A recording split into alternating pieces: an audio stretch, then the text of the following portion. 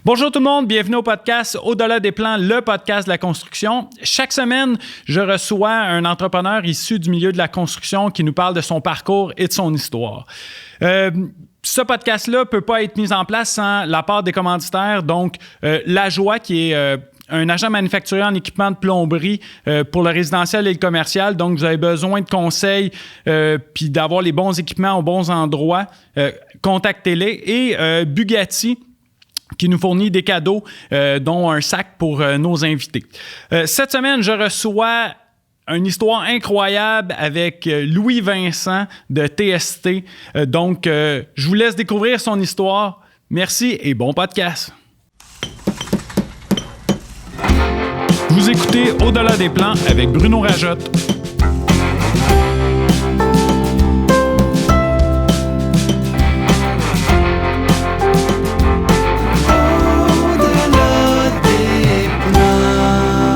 Le podcast de la construction.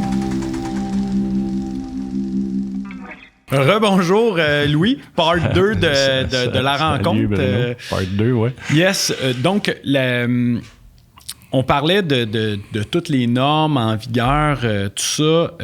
Une des choses qu'on mentionnait, il faut que je te pose absolument cette question-là. Oui, vas-y. TST. Ah, c'est quoi cet acronyme-là? Ah, écoute, quand tu... premier effort, moi, c'est ma deuxième compagnie que je partais parce que j'avais parti une compagnie de gestion d'immeubles avec un autre de mes chums, Walter, que je connais depuis que j'ai 16 ans, 17 ans à peu près. C'était, je dirais, 2 ans avant TST. J'avais dit à Walter, en fait, l'immobilier m'intéressait. J'avais une maison, j'étais rendu à ma 3e ou 4e maison. Et puis j'ai dit, je pense que c'est une bonne idée d'investir dans l'immobilier. Alors, je suis allé suivre un cours en immobilier. J'ai comme pris une formation. Et j'ai dit à Walter, ça te tente-tu de partir avec moi? Walter, c'est un homme de peu de mots. Il a répondu oui. Alors, on a parti d'une compagnie de gestion. Et en 2 ans, on a acheté 4 immeubles. On a acheté 2 immeubles. Et moi, je suis un fervent défenseur de l'OPM, là, Other People's Money. Et puis, dans le sens que utiliser l'effet de levier de nos actifs, qui étaient nos maisons. Et on a acheté un immeuble, sa maison en garantie. Après ça, ma maison en garantie, back and forth. Puis on a acheté 4 immeubles de même en 2 ans. Donc, je venais de créer une petite entreprise de gestion avec Walter. Fait que j'avais passé un peu les processus. Puis quand on est venu pour créer, j'ai dit à Robert, il faut qu'on crée une entreprise, évidemment. Là, c'était le premier défi qu'on avait, c'est de trouver c'est quoi le nom. T'sais. Fait que ma compagnie de gestion, c'était pas compliqué là, c'était comme Gestion Ferrero-Vincent. Fait que c'est des 2 chums, les 2 noms. C'est la chose la plus simple à faire. Fait que ça s'appelait GFV, 3 lettres. Bon. Mais là, pour TST, on a trouvé à peu près 50 noms différents. Puis là, on les validait pour l'incorporation. C'était toujours un paquet de troubles. Alors, j'ai dit à Robert, on va essayer quelque chose. Et puis là, TST, c'est les dernières lettres de nos 2 noms. Alors, okay. Robert Cummins, TS, ouais. Louis Vincent, ST. Alors, c'est de là que ça vient, TST. Puis là, vu que TST, compagnie de transport, Overland Express, existe, oh, ouais. Il fallait dire Système Énergie TST. Alors, on a de la dénomination, c'est défini avec TST, a été accepté Système Énergie TST Inc., qui est devenu TST par la suite. On a gardé TST. Puis on a fait, Robert a eu une très bonne idée, on a fait enregistrer le trademark l'énergie du changement. C'est vraiment notre logo avec notre empreinte, puis TST, puis l'énergie du changement. C'est un trademark, c'est une marque déposée Canada, États-Unis, en français et en anglais. Energy of Change. Puis c'est un peu symbolique, souvent des trademarks, mais ça donne un peu une confirmation de ta définition. Là, tu te décris comment, tu te définis comment. Puis notre logo parle beaucoup. Hein, avec l'empreinte. C'est les humains. Je ne sais pas si tu as remarqué, mais dans le milieu de l'empreinte, il y a un cœur. Il y a un cœur. OK? Puis je vais faire la petite anecdote. On a eu un employé, on a fait un genre de petit vox pop avec l'équipe pour lequel des logos qui avaient été présentés par la firme Orphée, qui nous avait fait un super job de présentation. Puis on avait des gens qui avaient choisi le logo, pas de cœur dans le milieu, puis il y en a qui l'avaient. Moi, c'est sûr, j'avais le cœur dedans, puis tout le monde, moi à peu près, mais il y en avait quelques-uns. Puis dans un call avec un ingénieur, qui était, pour lui, c'était trop fleur bleue, là, d'avoir un cœur dans son logo d'entreprise, tu sais. Ben, j'ai dit, écoute, nous, ça nous décrit comme on est tous des humains, hein, c'est sûr et certain. Puis l'empreinte et le cœur, pour moi, c'était une super belle combinaison de laisser sa marque, mais en même temps de le faire de façon humaine. Pour l'humain, de penser à l'humain en premier, parce que c'est ça notre définition. Puis le client avait regardé nos cartes, puis lui, il avait remarqué ça. Fait que là, je donne ma carte, l'autre donne sa carte. Puis pas de cœur? Pas de cœur. Puis là, il regarde le gars direct dans les yeux, puis il dit, comment ça fait que t'as pas de cœur, toi? Fait que, écoute, le gars, il avait été démuni, puis à partir de ce moment-là, tout le monde, on a tout changé les cartes de tout le monde. Tout le monde avait un cœur. Ça fait que pour nous, c'est hyper important, là, l'humanisme, la relation entre les gens qui travaillent.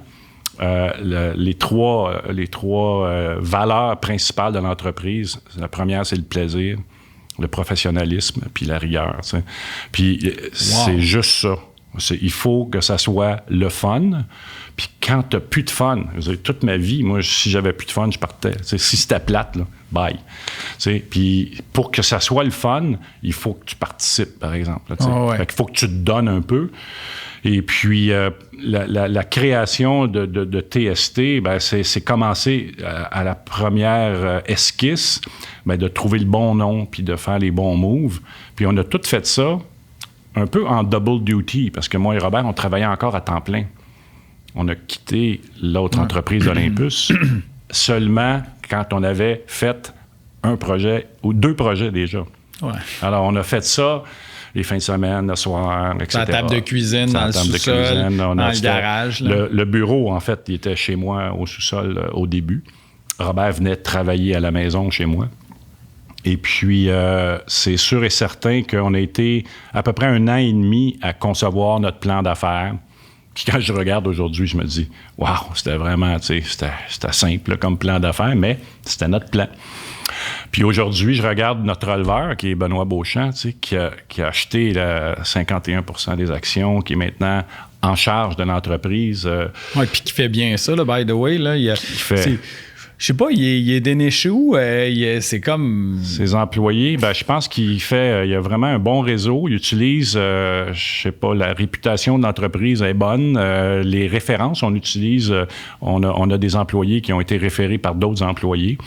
Il y a beaucoup l'élément de comment on est et comment on se comporte. Je pense là, que les gens apprécient.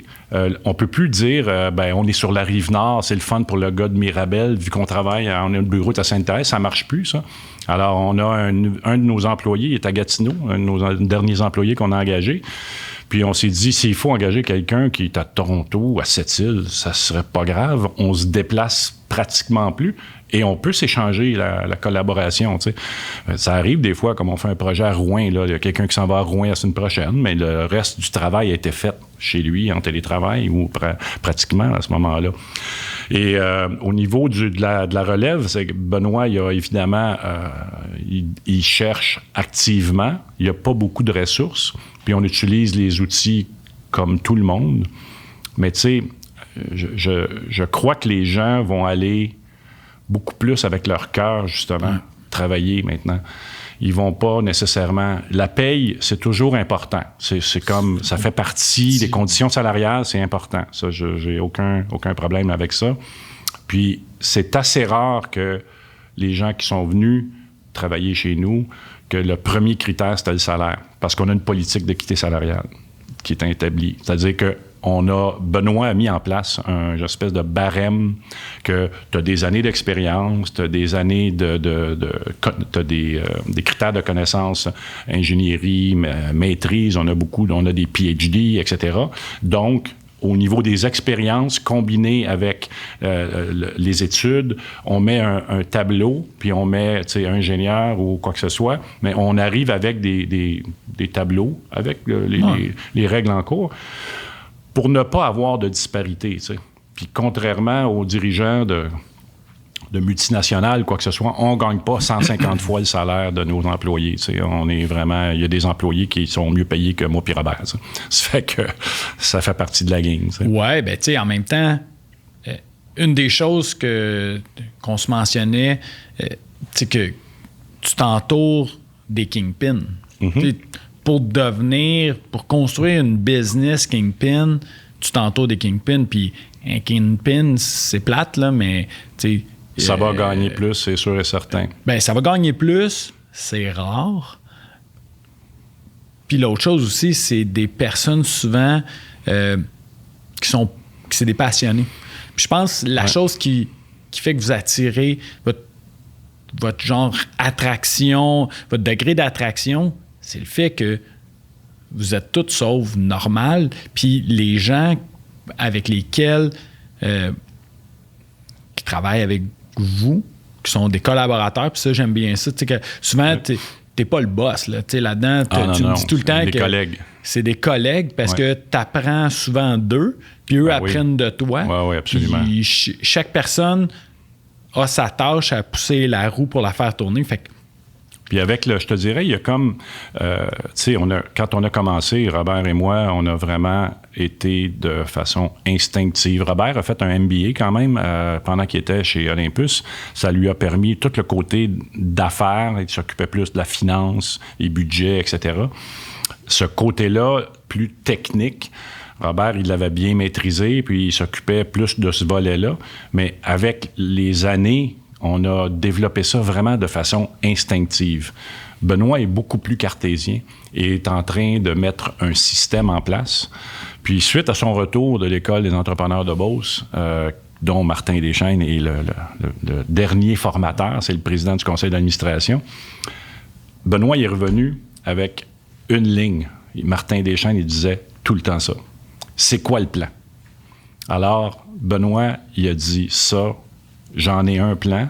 Il a commencé son plan et il a parti et est en train de mettre son plan en vigueur. On a fait un plan stratégique, on a fait un plan de développement, on est en train de faire un plan de reconnaissance, c'est-à-dire tous les éléments, pas de reconnaissance, de mise en application des connaissances acquises, puis des opérations aussi. On est tout en train de documenter afin d'avoir des processus bien établis, des suivis fonctionnel pour que quelqu'un qui arrive chez nous va prendre voici qu'est-ce qu'on fait dans le cadre d'un projet de recommissioning, par exemple. Ça va tout être décrit à la méthode TST parce que il y a toujours comment le faire, mais il y a la méthode TST aussi. Parce que je crois qu'on y apporte une saveur. C'est le secret de la caramel. Caractérisée par l'équipe. Puis, tantôt, tu as dit des kingpins. Je te dirais, j'ai peut-être une impression péjorative, un kingpin. J'ai toujours dit des gens meilleurs que nous. Ça, c'est toujours mieux. Les kingpins, ça peut être un hot shot. Là, non. Je sais que c'est pas ça que tu voulais dire. Là. Non, quand je te dis kingpin, c'est que les meilleurs le meilleur dans... je donne un exemple, dans tel type de simulation. Comme en simulation, Alex, là, pour lui, je suis certain qu'il ne se considère pas comme un top, mais c'est un top. Au Canada, il est reconnu, il est bon. Mais souvent, ces gars-là sont super humbles. Et il est très humble, et puis pour lui, c'est juste, je fais ma job, mais il est bon. Puis on en a un deuxième, Olivier, qui est vraiment bon, fait que les deux se complètent. Fait que c'est le fun d'avoir des gars de cette qualité-là au niveau de leur connaissance. Puis je dis toujours, j'ai dit, ce que toi, tu as appris en 10 ans, imagine-toi quelqu'un qui n'a jamais fait ça. T'sais. Fait que ton niveau de connaissance, là, c'est comme des bons quantiques. Là, ça n'a aucun de commune mesure. Alors, tout ton niveau, puis tu n'as pas fini. Tu en as encore pour 15 ans. La simulation énergétique, ça se transforme, ça devient de plus en plus complexe, puis ça se développe avec les outils BIM, etc. Là. Fait que ça va être du 3D bientôt, parce qu'on ne simule pas en 3D encore. Là, non, c'est ça. Alors, il y a toutes sortes d'éléments technologiques, mais pour revenir à Benoît, avec la manière que c'est la nouvelle génération, la culture de Benoît, qui est vraiment cool, c'est que, en tout cas, à mon avis, à moi, c'est que il met sa saveur à lui. Puis Benoît, je veux dire, pour moi, c'est un être extraordinaire. Ce gars-là, il est vraiment... J'ai souvent fait la blague, puis je l'ai dit en avant de lui à plusieurs reprises. J'ai des beaux enfants. J'ai 2 garçons. Ma blonde, elle a 3 enfants. J'ai même une fille adoptive. Mes neveux et nièces, je les adore. Mais s'il fallait que j'achète un autre enfant, là, ça serait lui. C'est Ben. C'est Ben que j'achèterais. J'ai toujours dit ça à la blague. Puis, il est vraiment... c'est probablement pour ça que ça fait 10 ans qu'il est avec nous. Il a commencé comme il était employé et il était en même temps chargé de cours à l'ETS. Il faisait de la thermodynamique, la TD. Et moi, on s'est bien entendu. Il a été un employé, un ingénieur exceptionnel dans ses projets à lui. C'est assez rare que ses projets n'étaient pas rentables, etc. Puis il faisait une bonne job, les clients étaient satisfaits. Puis il a quand même une connaissance technique que moi et Robert, on n'avait pas.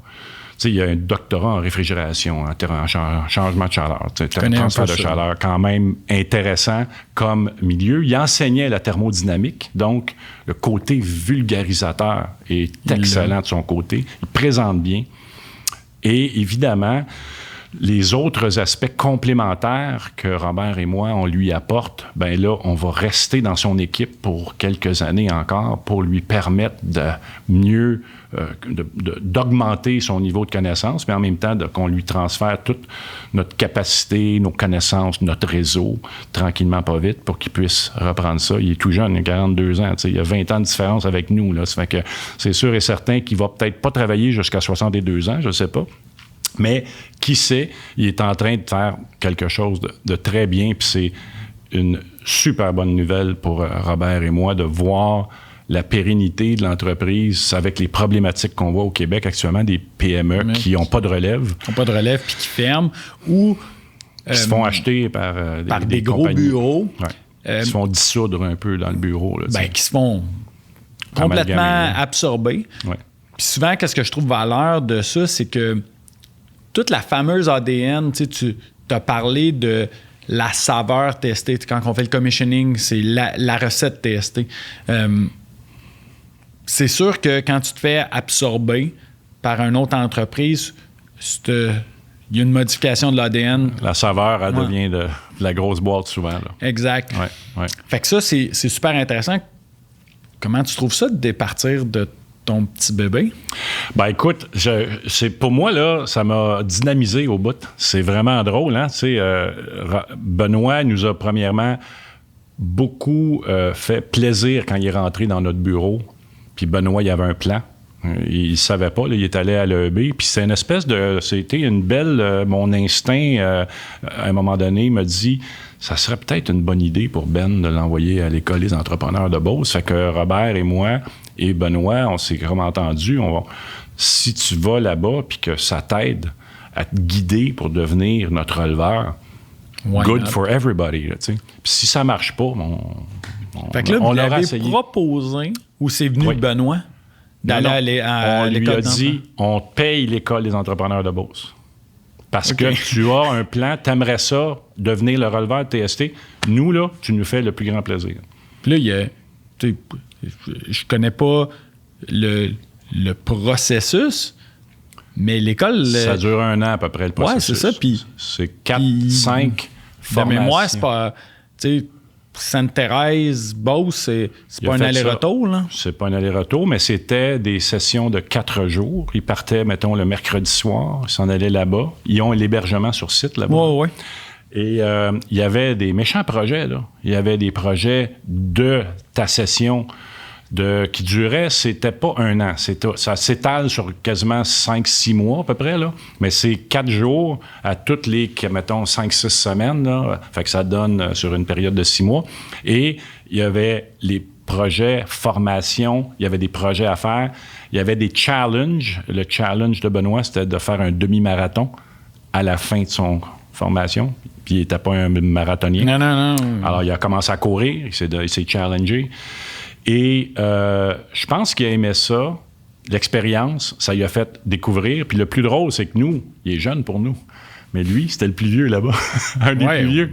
Parce qu'il était beaucoup avec des entrepreneurs qui étaient le fils d'eux. Il y avait 25 à peu près, il y en avait peut-être 70%, c'était des enfants de propriétaires d'entreprises qui formaient leurs enfants, ce que je trouve génial que de la relève familiale. Mais Benoît était dans les seuls, quelques-uns, qui étaient qui était simplement un employé qui achetait l'entreprise pour laquelle il travaillait. Alors, c'était son objectif, c'était de faire ça. Fait que pour moi, à l'École des entrepreneurs de Beauce, Benoît, il a beaucoup aimé son expérience. On est allé à sa graduation, Robert et moi. Ça a été très, très touchant de le voir. Il s'est donné, là. Et Jésabelle, sa conjointe, était aussi en affaires. Puis, finalement, sans rentrer dans les détails, ils ont inscrit Jésabelle pour la session suivante. Alors, Elle a fait l'École des entrepreneurs de Beauce aussi. Elle est une entrepreneure en création artistique. Puis là, elle a eu à passer à travers. Elle a dit, j'ai trouvé ça dur, mais le processus l'a amené plus loin. Alors là, imagine-toi, les deux, là, ils disent quasiment la même affaire. C'est quoi le plan? Fait qu'ils ont mis un plan en exécution. C'est vraiment... Il suit son plan, il travaille fort, il se donne. Puis moi, je trouve ça... C'est ça qui me dynamise actuellement. C'est que, oui, je suis en way out, mais on est en train de monter. Et moi, j'ai dit, si tu veux, on va qu'on mette 2 ans, là, une fenêtre. Si tu veux, je peux rester pour tant et aussi longtemps que je suis capable et que j'ai une utilité pour vous. Mon réseau est quand même intéressant. Légèrement intéressant, Louis. Et je dis toujours, plus t'es vieux, plus le monde est petit. Il y en a qui sortent du réseau. Là. Absolument. Mais j'ai créé des ponts. Là, j'ai rencontré des gens en Europe. On collabore avec des ingénieurs de Paris actuellement sur un projet à Ottawa. Alors, il y a des trucs vraiment intéressants. Et puis là, ça, c'est tout le volet de relais, je te dirais, qui est en train de se faire avec Benoît. Puis l'idée pour nous, c'est tant qu'on peut être des participants, pas devenir des spectateurs seulement, je vais l'offrir s'il le veut. S'il le veut pas, à un moment donné, il va dire « Hey, écoute, merci beaucoup, tu as fait tout ce que tu pouvais. » Le deal, c'est qu'on reste là, puis qu'on va peut-être être participant, juste une petite participation pour... symboliquement, peut-être que, je sais pas, là, que ça reste simplement le plus longtemps possible, parce que je crois qu'on peut contribuer. Puis, tant qu'on a de l'intérêt là-dedans, je pense qu'on peut aider, définitivement. Ce que je vois, Louis, c'est tant qu'il y a de l'intérêt des deux parties, de votre côté, puis du côté à Benoît, l'autre chose, je crois qu'il va être importante tant que la passion est là. Oui. Ça, c'est comme... Si je le fais, c'est parce que j'ai une certaine passion, définitivement. Ouais. Puis l'autre élément, c'est qu'il y a tellement d'opportunités actuellement avec l'espèce de shift qui est en train de se faire. Puis heureusement qu'il y a eu une pandémie. Honnêtement, là, s'il n'y avait pas eu de pandémie, là, je pense qu'on était dans la marde un peu, là. Ça n'aurait pas bien été, là, parce que ça, là, c'est en train de révolutionner bien des affaires au niveau travail, de télétravail, la manière de construire, la qualité dans les bâtiments, ça va tout rejaillir, d'après moi, parce que c'était vraiment pas édifiant que ce qu'on voyait dans le marché. Puis les opportunités, là, j'ai eu l'occasion de travailler sur un projet, à développer un projet en collaboration avec Nancy pour le design, Nancy Picard pour le design régénératif. Et j'ai appris beaucoup de choses là-dedans. C'est quoi le design régénératif? C'est-à-dire, c'est revaloriser l'endroit où tu veux faire un projet. Lui redonner le plus possible du positif. Pas arriver à une place, couper les arbres. Comment on va faire un projet, et puis la communauté aussi. Arriver à un endroit puis s'installer, dire « J'ai un beau projet, vous allez aimer ça. » OK? À la place de faire ça à l'inverse, de dire « On a une idée de projet, on aimerait ça avoir votre opinion sur qu'est-ce que ça va vous apporter, qu'est-ce que vous pourriez apporter, puis comment on pourrait le faire pour pas que ça ait des effets négatifs, mais plus positifs. » C'est-à-dire, je sais pas moi, ajouter des services de transport en commun que vous n'avez pas actuellement.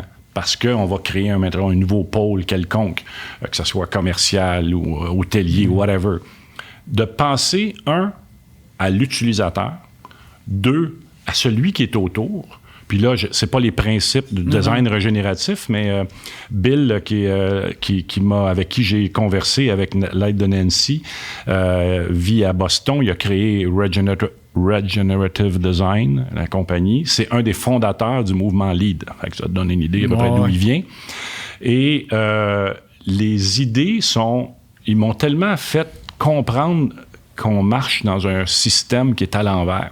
Quand les gens nous appellent et nous disent hey, « Je veux faire un projet 10 étages, 100 logements, 8 millions. » Je dis « Comment tu fais pour savoir le budget? » On n'a rien fait encore. Ouais, mais tu sais, c'est ça notre budget. OK. Fait que là, tu vas niveler par le bas pour rentrer dans ton budget sans savoir c'est quoi les besoins du propriétaire ou du locataire ou des gens qui vont habiter dans cet espace-là. Ou juste la communauté, comme tu dis, qui entoure. Ben oui. On peut se renseigner un peu comment faire un projet, tu sais. Ça fait que je crois que dans ce petit créneau-là, il y a beaucoup d'espace, puis on a de plus en plus de l'écoute actuellement pour mieux faire les projets. Parce que moi, quand j'entends des gens dire, tu sais, quand les budgets sont bons, selon mes connaissances, tu sais, quand je vois, je sais pas moi, un projet d'un amphithéâtre sportif, un soccerplex, quoi que ce soit, à 8 millions, je dis, oh, palais, OK, ouais, ça va être serré, tu sais, les maisons vont être en carton. Tu sais. Ils vont oublier une coupe d'affaires. Mais si c'est le même projet, puis c'est 24 millions, je me dis, OK, il y a eu beaucoup, beaucoup de réflexions, puis là, quand tu regardes les devis, la mise en service est là, la qualité des murs. Le choix des fenêtres, le choix des appareils. La géothermie, tu sais, OK, ils ont pensé à leur affaire. Si ça se fait comme ça, je pense qu'il faut commencer plus haut puis un peu inverser les procédures, là, c'est-à-dire, c'est qu'est-ce qu'on veut faire, c'est quoi l'objectif, c'est quoi le plan. Après ça, qui ça va impacter autour, communiquer avec l'environnement, les gens autour, on a un projet. C'est sûr que tu peux faire des audiences publiques, tu sais, on n'est pas le BAP, mais ça serait peut-être quand même sympathique d'expliquer aux gens qu'on veut bâtir quelque chose dans votre coin. Qu'est-ce qui vous manque? Tu sais, juste pour savoir, hey, écoute, on serait tellement le fun d'avoir un petit magasin d'alimentation naturelle. Ah, OK, on l'avait prévu dans notre projet. Ça, c'est une bonne idée. Mais il y aurait telle affaire aussi. Ah, OK, parfait. De voir comment établir les besoins. Plus penser en durabilité aussi, pas faire un projet qui va être après 20 ans, il va falloir acheter en temps pour reconstruire parce que c'est mal fait, tu sais, comme un restaurant McDonald's, là, ils construisent ça vite, pour qu'il soit décoré, puis ils le rénovent pas, ils le mettent à terre, puis ils recommencent. C'est ça, on recommence, c'est plus simple, recommencer. En fait... Mais quand c'est cheap. Quand c'est cheap, ouais. Puis hier, je parlais avec une architecte. On parlait justement de ce côté-là, tout le côté fonctionnel, récupération des matériaux, au lieu d'arriver, puis c'est un réflexe qu'on a de faire, OK, ici, ça, le 10 000 pieds carrés qu'on a ici, tu me scrapes tout, on recommence, c'est plus simple pour moi. Au lieu de faire, non, tu vois, ce mur-là, là, tu me le coupes juste à moitié. OK? Les panneaux de verre qui étaient là... On va les réutiliser. On va les sortir, on va les réutiliser. Oui, c'est scratch, on trouvera une solution. Ouais. Au lieu... Parce que toute l'empreinte qui s'en va, l'empreinte écologique est augmentée là, quand tu démolis, tu jettes des choses, mais... Puis on parle pas nécessairement, tu sais, mon plus jeune, j'ai mes 2 garçons, il y en a un qui est maçon. Alors, je te dirais que c'est comme assez rare aujourd'hui, un gars de 30 quelques années qui est maçon. Puis la moyenne d'âge des maçons au Québec, c'est 57 ans à peu près. Là. Il y en aura plus à un moment donné. Puis ils font des projets à Montréal qui sont patrimoniales parce qu'on s'entend. Puis c'est dans une cycle. Là. Ils ont fait une devanture de duplex. Il a fallu qu'ils déconstruisent. Puis enlèvent le mortier, conservent la brique. Oui. Ils l'auront construit, ils ont terminé là, récemment. Puis c'est toute une fierté, là, évidemment. Tu as tout défait.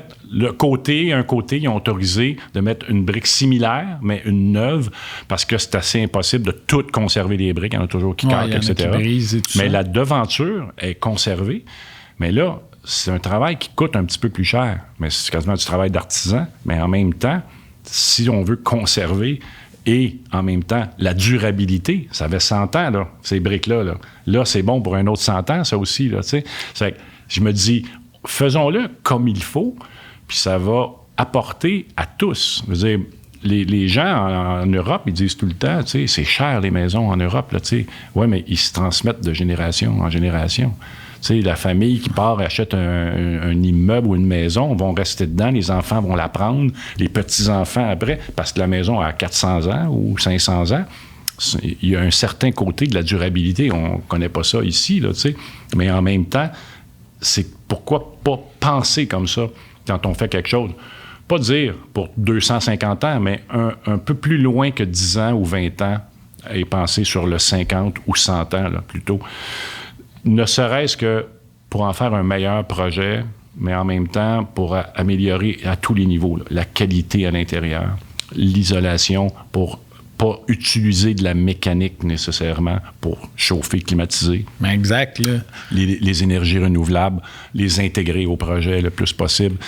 Le design régénératif pense aussi jusque-là, les composantes, intégrer de l'économie circulaire aussi. Là, tout ce qui est autour, est-ce qu'on peut réutiliser les services des uns et des autres? Là, mais Louis, dans ça, puis... Je le sais que je suis un idéaliste, là, des fois dans certaines choses, mais...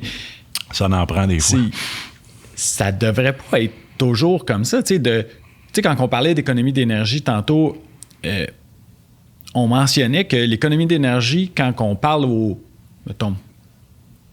commun des mortels, qui sont pas au néophyte au niveau construction de bâtiment, la première... Tu sais, je parle de ça, mettons, à mes parents, une des premières choses qu'ils vont penser, modifier les ampoules, diminuer le chauffage.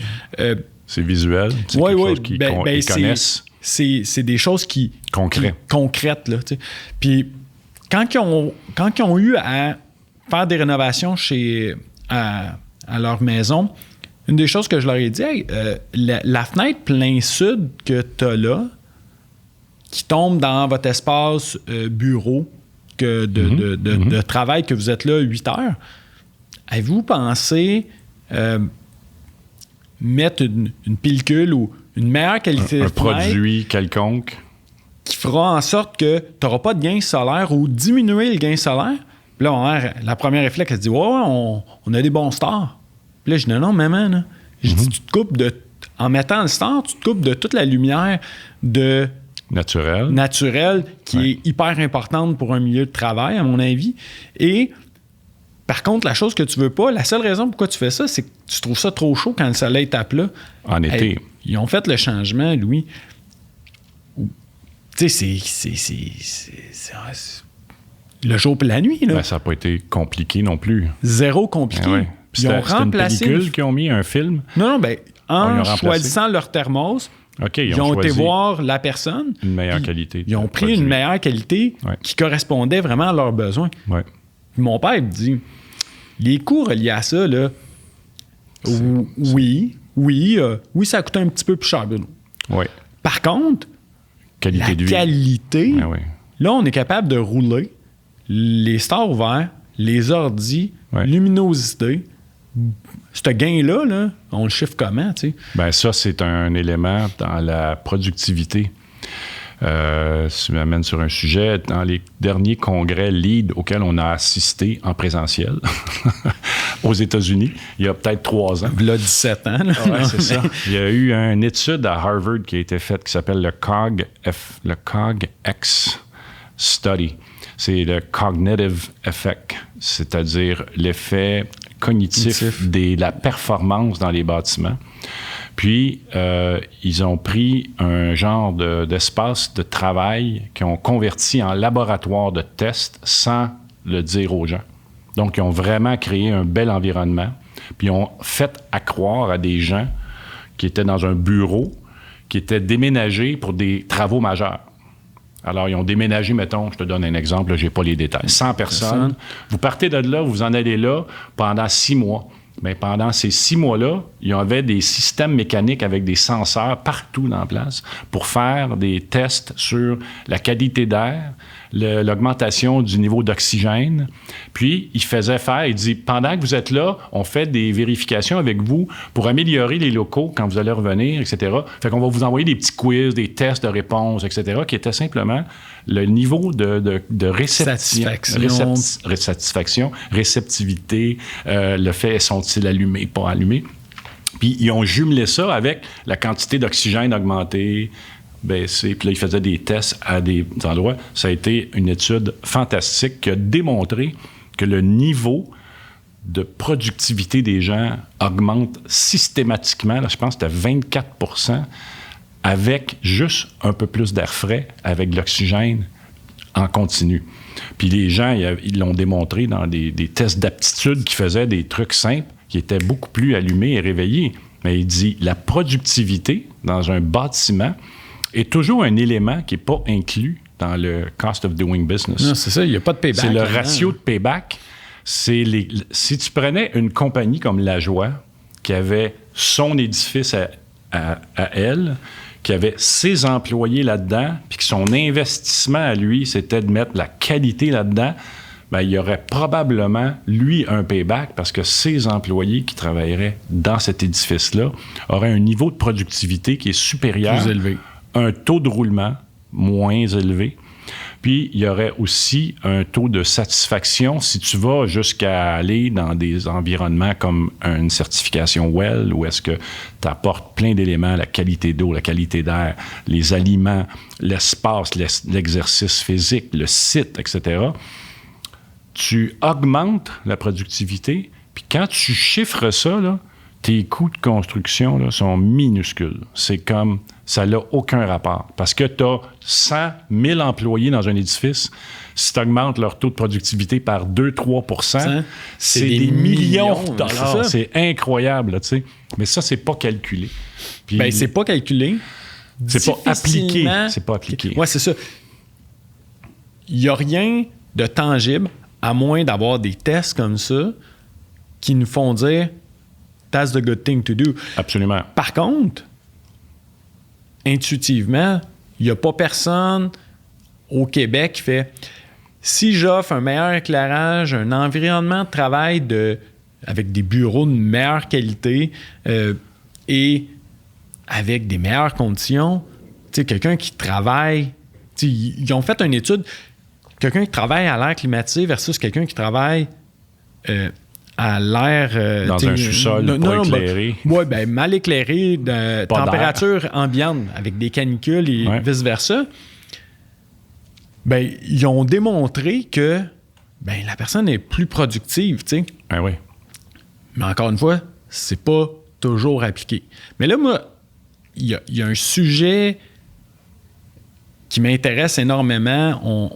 On est sur le point de sortir de la pandémie. Là. Oui, ben en fait, c'est ce que j'ai mentionné dans l'autre podcast, la partie 1. La pandémie a réveillé peut-être beaucoup de gens en disant, bon, il va falloir changer l'ordre social. C'est comment on travaille aujourd'hui. La façon télétravail que beaucoup d'entrepreneurs s'étaient pas nécessairement souciés de dire ça peut fonctionner. Pourquoi? Parce que peut-être ça leur tentait simplement pas de l'essayer ou beaucoup disaient je vais me faire voler du temps. Je le sais, là, moi j'ai travaillé les 10 premières années de ma vie, j'ai travaillé en télétravail dans des années, je veux dire, c'était comme pour moi, j'étais habitué, c'était normal pour moi. Puis je dirais que le jour où la pandémie a été déclarée, le 14 mars l'année passée, le lendemain, on était tous en télétravail parce qu'on était tous setés de même chez nous. C'était un standard. Tout le monde travaillait en télétravail au moins 1 ou 2 journées par semaine. Fait que c'était pour nous, c'était pas rien de nouveau. Mais pour ceux qui ne l'étaient pas, là, c'est un changement majeur de philosophie, de pensée, de manière d'être. Mais l'élément qui va s'ajouter à ça, c'est que là, ça fait 1 an et demi qu'on est en cage. Là. On veut tous revenir dans la sociabilité, là, puis d'aller voir des gens, aller à des rencontres en présentiel, aller sur des sites. On ne pouvait pas y aller avant, où on pouvait y aller avec l'imitation. Mais maintenant, de retour va se faire de quelle façon, premièrement? Puis quand on va avoir des environnements, ils vont peut-être être plus petits, différents, quoi que ce soit. Là, les gens vont dire, bon, OK, est-ce que la qualité d'air est bonne ici? Là, les individus qui vont travailler dedans vont se questionner. Est-ce que c'est correct là, ici? Là, est-ce qu'on peut travailler en toute sécurité? Est-ce qu'il y a des protections en avant de nous? Parce que ça va nous habiter, là, d'après moi, pendant quelques années. Jusqu'au moment où les gens qui vont construire vont dire, là, il faut penser à tout ça. Là. Si on ne pense pas à tout ça, on va perdre nos employés. Puis si nos employés, ils vont chercher les bons endroits pour aller travailler. S'ils perdent des employés, ceux qui détiennent les bâtiments, éventuellement, s'il y a une compagnie qui perd des employés, vont rapetisser leur pied carré. Absolument. Puis ils vont perdre du locataire, là. Bien, c'est sûr. Là, on le voit, là, à Montréal. Là, il y a beaucoup d'édifices de bureaux qui convertissent des étages au complet en studios, appartements pour louer, parce qu'il y a un manque d'appartements à louer à Montréal. Donc, il va sûrement avoir des éléments de changement au niveau de l'immobilier à Montréal, d'après moi, c'est certain. Mais de la manière de travailler, pour ceux qui peuvent, évidemment, on s'entend, quelqu'un qui travaille dans une épicerie, il ne pourra pas faire du télétravail parce qu'il n'a pas pu faire du télétravail. Mais tous ceux qui peuvent faire du télétravail ou une certaine forme de télétravail, il va y avoir un changement de paradigme encore. Là. C'est pas fini. Là. On est en train de le vivre, puis on n'a pas d'ordre prévu, là, comment que ça va se passer. Là, on rétablit tranquillement. À la fin de l'été, d'après moi, là, septembre, on va peut-être revenir à une certaine normalité. Puis, je dis, comment ça va se faire? Comment qu'on gère ça? J'ai pas de boule de cristal. Nous, chez nous, si on parle de TST, nos comment bureaux, vous voyez ça? On a loué une partie de nos bureaux déjà. On a fermé notre bail sur une partie de nos bureaux. Et il nous reste qu'une seule partie de notre bureau. On avait 3000 quelques pieds carrés. On est rendu à 1900 ou 2000 pieds carrés qui sont inutilisés et qui ne seront pas utilisés avant l'année prochaine parce qu'on n'a personne qui va au bureau à part notre personne en comptabilité pour certains éléments physiques, là, les papiers, les documents, les trucs, les chèques, les affaires comme ça. Puis, on offre la place de travail à ceux qui veulent y aller. Alors, il y en a qui y vont de temps en temps faire une petite réunion d'équipe. Ils ont besoin de travailler ensemble. Le Zoom, c'est bien le fun. C'est hyper productif, mais des fois, tu as besoin de voir quelqu'un puis de faire un petit get-together, là, simplement. Là, fait on ne sait pas comment ça va revenir, mais ce qu'on sait, c'est que notre prochain espace de travail, parce qu'il n'est pas encore déterminé, on travaille sur le projet de la BST2, mais on n'est pas encore déterminé. Notre prochain espace de travail va être à peu près on estime, 1000 pieds carrés maximum. 3 fois moins que ce qu'on avait. Donc, faire des projets de benching, un peu des tables de travail non assignées qui va permettre aux gens... Variable. Tu arrives avec ton truc, avec ton laptop, tu te branches dans un docking, tu as 2 écrans, tu travailles là pour la journée, tu t'installes dans une salle de conférence ou faire des appels ou quoi que ce soit, au besoin. Puis ça, c'est nous. Alors, qu'est-ce que ça va être chez vous? Qu'est-ce que ça va être dans d'autres projets? On ne sait pas, mais je sais que les baux actuellement qui se signent, je ne suis pas certain qu'ils vont signer dans les mêmes conditions qu'ils se sont signés il y a 5 ans ou 10 ans, là, définitivement. Non, ben, c'est sûr. Je crois que les gens... une des choses du télétravail qui faisait peur aux propriétaires d'entreprises, c'est tout le volet, Louis, de perte d'efficacité. On dirait que c'était quasiment un manque de confiance qu'il y avait là. Ben, c'est sûr. Puis, à la base de la majorité des gens qui pensent ça, c'est ça. Puis ils n'ont pas confiance en leur équipe. Ben, pas confiance en leur équipe. Puis une des choses que ça fait longtemps que moi je dis, c'est mettons, tu travailles dans une épicerie, je comprends que ça ne s'applique pas à tout, mais ça peut s'appliquer à beaucoup de domaines.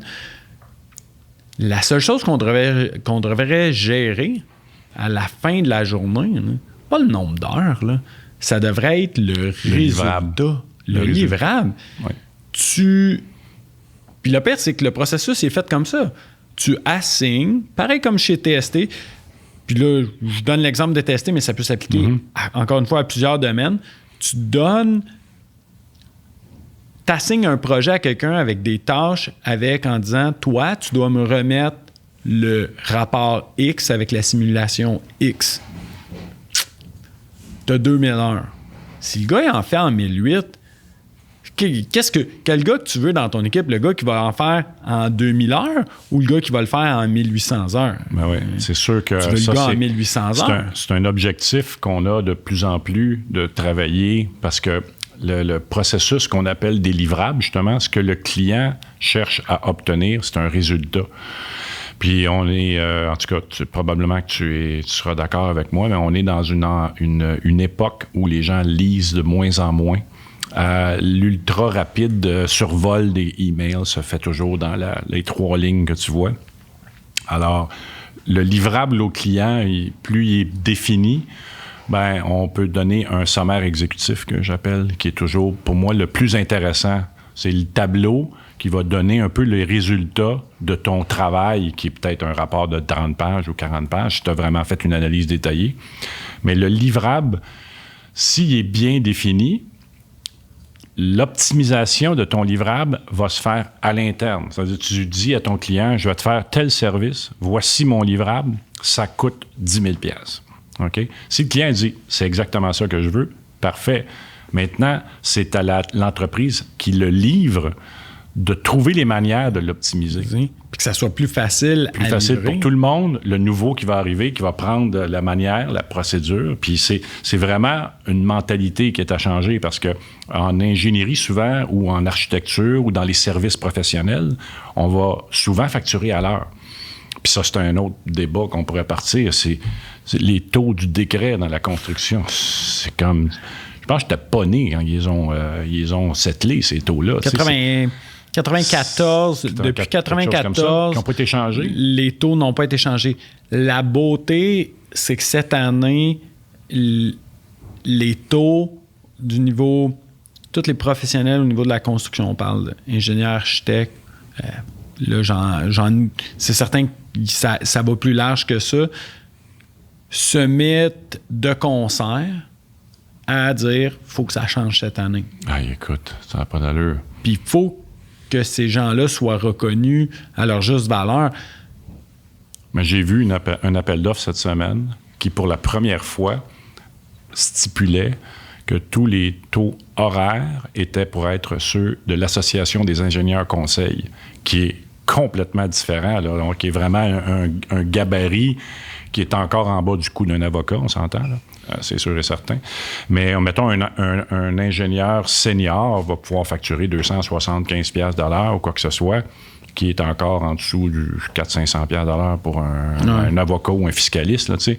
Puis, mais c'est plus proportionnel à ce qui est la réalité de ce qu'on paye cette personne-là versus le service qu'il a et l'expertise qu'il a. Tu sais. Alors, on a quelqu'un qui a 30 ans d'expérience. Je pense qu'à 116 $ de l'heure à peu près, là, qu'actuellement, ou 133, ça marche même pas.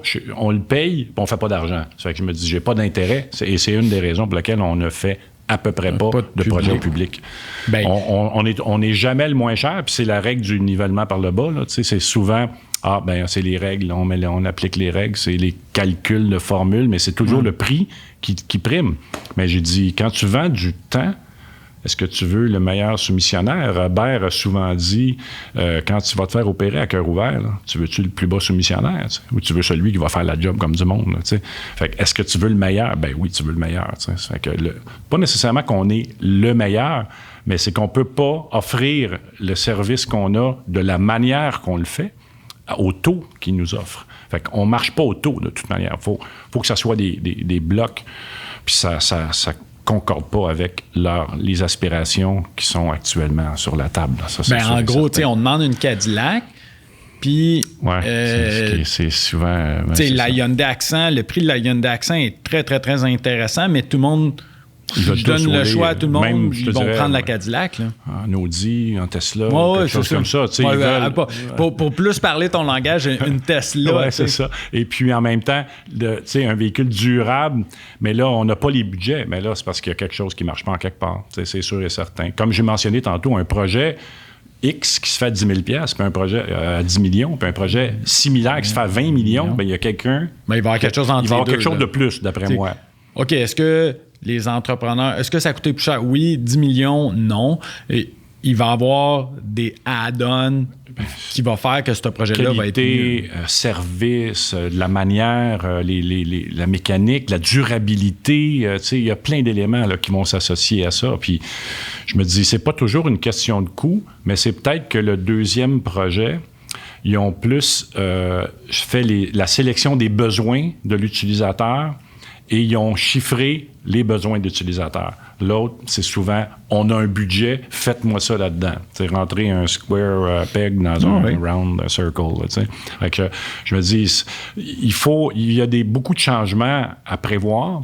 La pandémie va probablement faire un peu brasser la cage de beaucoup de choses, de beaucoup de monde, de plein d'intervenants. Mais on en revient souvent à dépendre des règles, de la réglementation. Puis tu sais, comme la norme de la RBQ, là, pour la performance énergétique des bâtiments, on va se baser quand même sur le Code modèle national en énergie du bâtiment, le Code national en énergie du bâtiment de 2015. C'est quand même 6 ans passés. Actuellement, il y a beaucoup de références au Code de 97. Ça, c'est comme un petit peu loin en arrière. Mais c'est notre réalité. Là. On parle de 20-25 ans. Là, puis le code n'a pas été rédigé en 97. Il a été rédigé en 92, 13, 14. Puis il a été déposé, puis il a mis en application. Puis, ça fait que il faut je pense qu'on step up to the plate, là, comme ils disent en anglais. Puis de vraiment prendre ça, le taureau par les cornes, c'est pas évident à faire.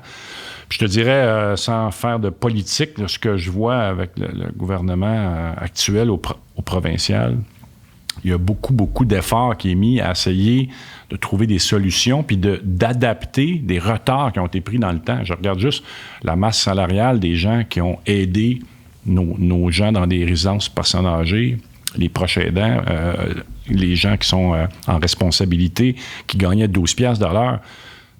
Pour moi, tu sais, je me dis... OK, ça n'a aucun bon sens. Là, ils se sont adaptés à un certain minimum. Puis as-tu vu, on a eu un mouvement récemment. Les restaurants commencent à ouvrir.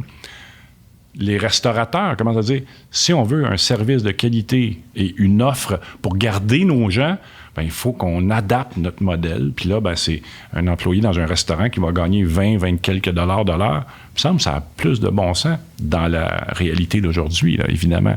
Puis le partage des pourboires avec les gens dans les cuisines, etc. Tout ça, là, c'est un peu ça que la pandémie a fait. Là. Il y a plein de monde qui se sont mis à réfléchir, à dire « thinking out of the box », on parlait tantôt. Je pense que ça va nous apporter des changements. Ça, c'est sûr et certain.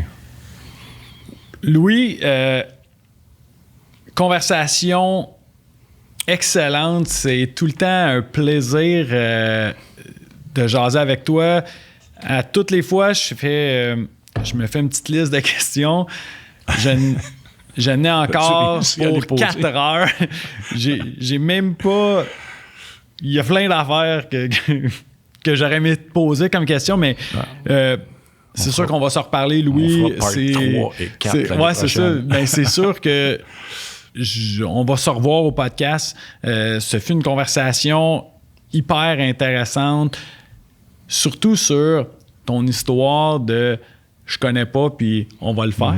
Ça, c'est... j'en parlais avec Nicole, notre technicien, qui me disait, c'est fou les histoires. Il dit, tout le monde, ils ont un plan, mais le plan bouge, puis ça suit les passions. Puis là, tu sais, Nicole me disait, Nicole, comment tu me dis ça tantôt? Tu me dis, je sais pas ce que je vais faire, mais... Ben c'est ça, c'est au final, tout le monde fait son propre parcours, puis ça a quasiment pas de sens des fois. Tu sais, tu vois ça, puis c'est comme... Tu commences à une place, mais tu finis ailleurs complètement. Puis tu commences un projet sans même être... Tu sais, des fois, mettons, on a peur de commencer quelque chose parce qu'on n'est pas expert, justement, là-dedans, avant de le commencer même, mais clairement, c'est pas quelque chose qui t'arrête. Fait que c'est super intéressant, je trouve, Moi, je vais te laisser sur un truc qui va permettre peut-être de faire un part 3 et 4. Mon ambition maintenant, c'est de travailler avec des collaborateurs avec lesquels je travaille déjà pour créer les sites d'agriculture urbaine de demain dans des bâtiments à atmosphère contrôlée pour qu'on puisse faire des projets de culture en milieu urbain, comme à Montréal, dans un site comme ici, insérer un genre de boîte à l'intérieur, puis de faire de la culture à la verticale. Mais l'idée principale, c'est pour donner accès à la culture et à l'agriculture à des sites, à des endroits comme au Nunavut, dans des endroits où ils n'ont pas la capacité de faire pousser, évidemment, à l'extérieur. Et ils ont l'espace pour mettre de l'énergie solaire, l'espace pour mettre de l'éolien. Et ils pourraient faire de la laitue là-bas, puis l'accueillir de façon régulière. Puis ça se fait. Ça va se faire. Mais moi, mon but, là, c'est que j'ai les collaborateurs avec qui j'ai fait un premier projet, c'est un projet de cannabis. Puis ça fonctionne. Fait que je me dis, si ça fonctionne avec le cannabis, on va développer de la technique, puis on va l'appliquer avec les fraises, qui est le red gold qu'ils appellent. Tu sais, les fraises, là, si tu es capable de faire pousser des fraises, des tomates, c'est correct, ça se fait déjà, mais la laitue, puis ça, à des endroits où est-ce que ça pousse pas actuellement. Puis faire venir une pomme de salade à Radisson ou au Nunavut, c'est excessivement compliqué, puis ça coûte une fortune. Puis en même temps, d'un point de vue de développement durable, ça n'a pas de bon sens d'envoyer des avions porter de la laitue là-bas. Là, mais c'est ça qui se fait actuellement. Fait que ça, c'est quelque chose c'est un genre de projet que j'ai, mais sur lequel je travaille. Un petit projet de retraite qu'évidemment, tu connaissais pas. Je connais pas ça, puis mes chums dans lesquels j'ai investi un peu de sous avec leur compagnie, je pense qu'ils ont autant d'ambition que moi, puis ils ont fait... C'est des gens qui sont déjà dans l'agriculture, ils font de l'entreposage pour les pommes. Donc, c'est un domaine qu'ils connaissent, mais là, il faut juste l'appliquer puis l'adapter. Alors, je pense que ça va se faire, puis ça va être part 3 et 4 éventuellement. Ouais. Merci beaucoup, Louis. Tu as su transmettre ta passion, le plaisir que tu as. T'as pas l'air d'un gars qui s'en va à la retraite, je vais juste te dire ça. Oui et non. On peut faire les deux en même temps. Oui, c'est ça. Un bon plan. Tu joues pas mal au golf, mais en même temps, t'es passionné par tout ça. Fait que, Louis, un énorme merci. Merci à vous, là, aussi. La joie, en tout cas, l'initiative, je la trouve, en tout cas, de la manière que tu me l'as présenté, que c'est quand même un investissement de leur part, puis je trouve que c'est moi, personnellement, ça me fait un énorme plaisir de pouvoir avoir accès à ça éventuellement, puis pour mes enfants, puis mes petits-enfants, là, qui peuvent pas me connaître parce qu'ils sont trop jeunes.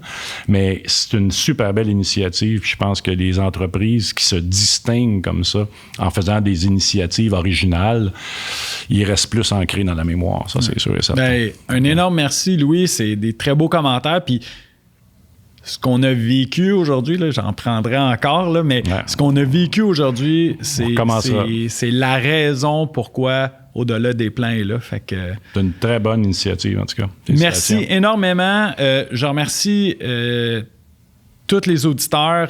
Merci de nous suivre. Merci de nous ajouter, de vous abonner à nos différentes plateformes.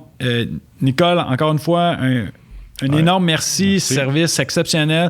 Si jamais vous avez un podcast à faire, Studio SF, on le loue, mais ils sont tellement...